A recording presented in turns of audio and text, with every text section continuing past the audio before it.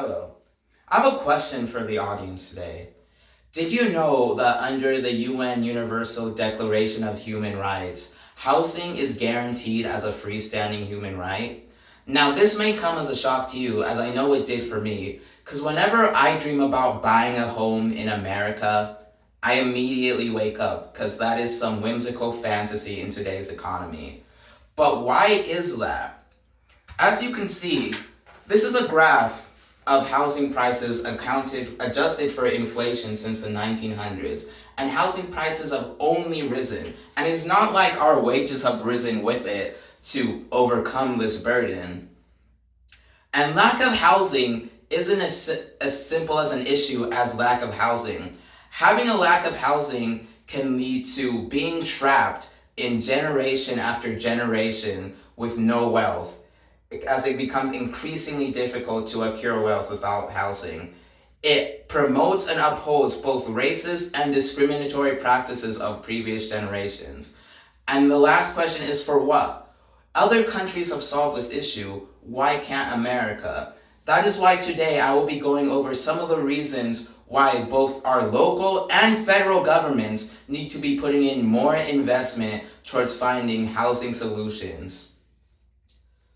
For centuries, structural racism in the US has contributed to stark and persistent racial disparities in wealth and financial well-being, especially in comparison between Black and white households.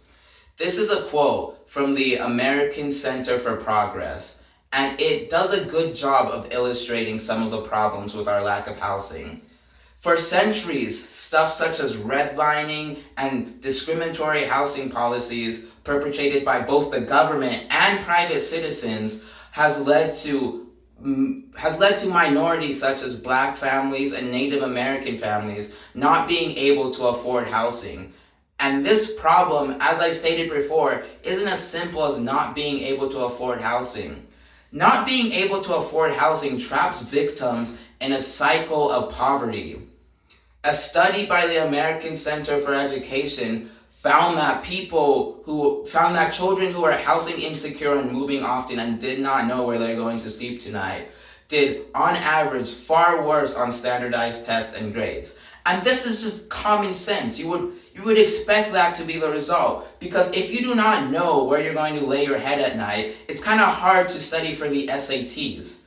But yet, this problem still persists in America today, and there are still millions of children who this will still happen to.